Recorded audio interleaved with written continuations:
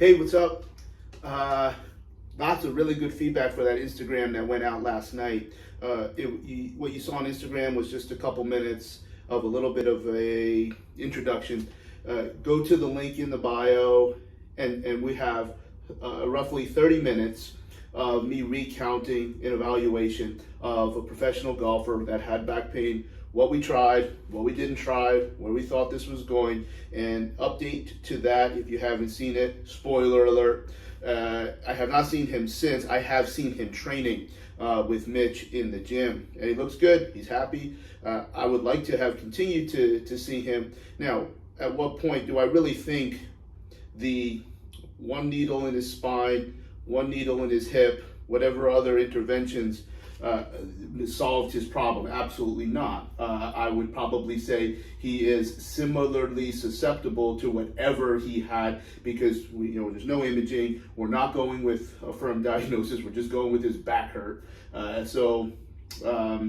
But would I like to continue to treat? Yes. Would I like to intervene with some special exercises relevant to what we think we were seeing? But that's me. I'm saying I want to do that. This is if the patient is happy and he's training and he's doing what he feels like he's necessary to do, to the point that he does not need to come back to work with me at this point. So we're really about a week out.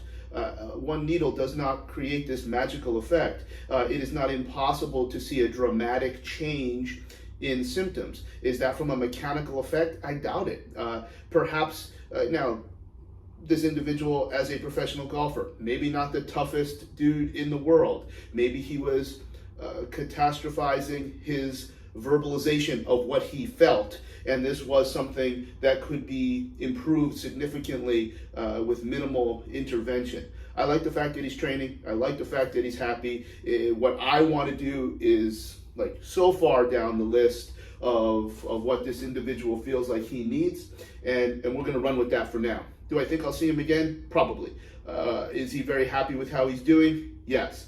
So tying that little bit of update to the 30-minute example. Now, getting to that for the future, that was kind of easy because I had someone filming me. I do think we could make it better by actually demonstrating some of the activities, maybe even demonstrating what we did at L5 multifidus with a very simple intramuscular technique. So learning. So feedback is very useful. Does not have to be always flattering to how we can make the content a little bit better. Now, something else to discuss very quickly. As I try to evaluate what it is that we did, what we didn't do, I can sift through because I know what I was thinking. Now, very often you have a dilemma on maybe if I was a little bit more duplicitous, a little bit more nefarious, less transparent, then I would say, oh yeah, dry needling was the magic, and that's all he needed, and how he's good. That's obviously ridiculous. But when you get some very, very positive information, this weekend, which I believe most of you saw on national television on the PNC, where Tiger and his son, kind of stole the show, even though they did not win. They were showing some biometric data, some internal load data on the screen, because all of the PGA players, I believe, are required to wear a particular technology that measures something. So let's just assume that it's accurate, which is an enormous assumption. But we saw that that golfer A would have heart rate of 121, and then go up to the address position, and it would drop to 116. So we're trying to understand it so you can make a decision. Do I need this piece of technology? What does this metric mean? How can I create physiological environments to somewhat reproduce what this elite golfer is doing or not doing because of his heart rate is going down? There's some interesting things that we should expect a more highlighted competitive effort That's very, very reasonable. That being said, when we're in the 121 to 116 range, number one, first thing I said, my response, what I thought about this is like, yeah, like, that he's calming down. Now, I didn't know it was only 5 beats. I said, yeah, that's absolutely. So when you're outside the play box, and I always kind of think of baseball as a left-handed, so I've got my right foot in the box, and I'm looking down the third base to see the signs, and then I jump in. If my heart rate decreases, I think that makes perfect sense. Where that where whatever the systems are that's doing that, maybe there's less mental. I'm going to be far more reactive. So I'm a huge fan, and it's obviously most of my formal golf training is through Vision 54, Pia and Lynn, Tiffany and Christine. And when you get inside your play box and run some of the tactics that they would have you do, I do think it's reasonable that you go into Terminator mode and you have already created as many potential binary decisions as possible. Your heart rate should go down. That to me is a sign of an elite athlete. Even though there's not a significant movement change. We talked about basketball. Would a heart rate go down when you're shooting a free throw? Well, yeah, because you're not moving around as much.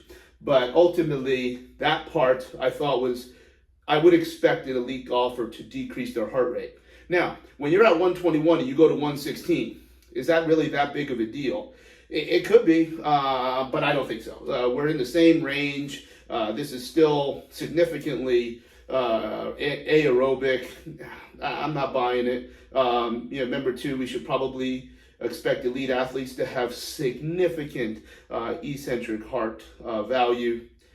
Going to 121 to 116. Now, here's the real thing that I think what is a lesson from what I was saying with the golfer that I treated, what the heart rate information is saying. Anytime you hear Scott Livingston asked me at Perform Better a couple weeks ago, what is something that I would use as a BS meter?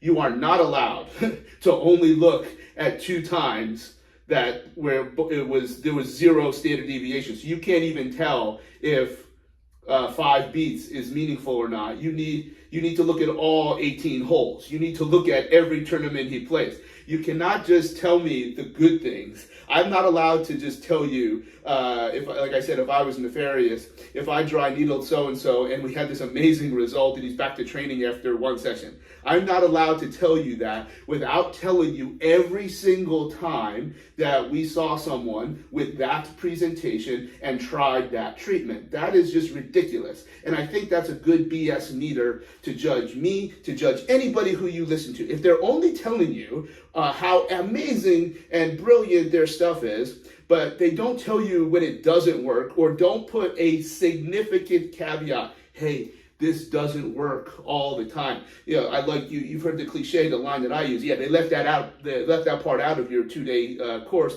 where you got taught to be a bad physical therapist over a weekend. They leave it out where the methodology doesn't need to apply all the time, and it's not possible to apply all the time. So again, going back, we've got the data management process that we're going to look at. If you only have 2, now 2 does get you into science. However, if you don't have a standard deviation, meaning the change of 121 heart rate to 116 for the 2 times that they reported is the same, you have no way of knowing if that drop was significant. We need a whole bunch more, and you need change. And even within that, you may not have enough of a change to say that that actually matters. So there's no explanation as to why, because in theory, it didn't change. 121 and 116 were not different, and you should not be impressed. You have no reason to be impressed by what you were told.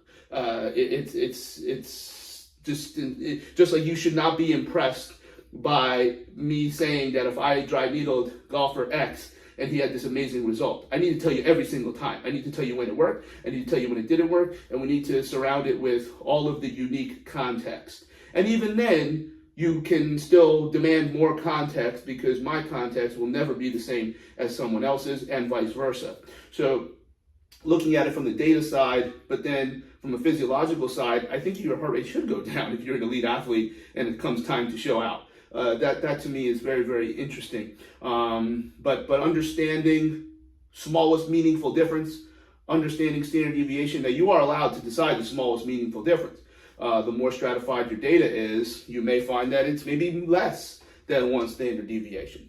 But I think it's very, very important to not necessarily mimic, not necessarily duplicate, but make people tell you everything. You're not allowed to just say, hey, here's only the good things that happen. Here's only the times that it has worked. I think we need to talk about all the times where it hasn't worked. So hopefully that makes sense. And I'll tell you what has not worked yet in the Crichton section of Mobile, Alabama. They have not found what they're looking for. But if you happen to see a leprechaun, say, yeah,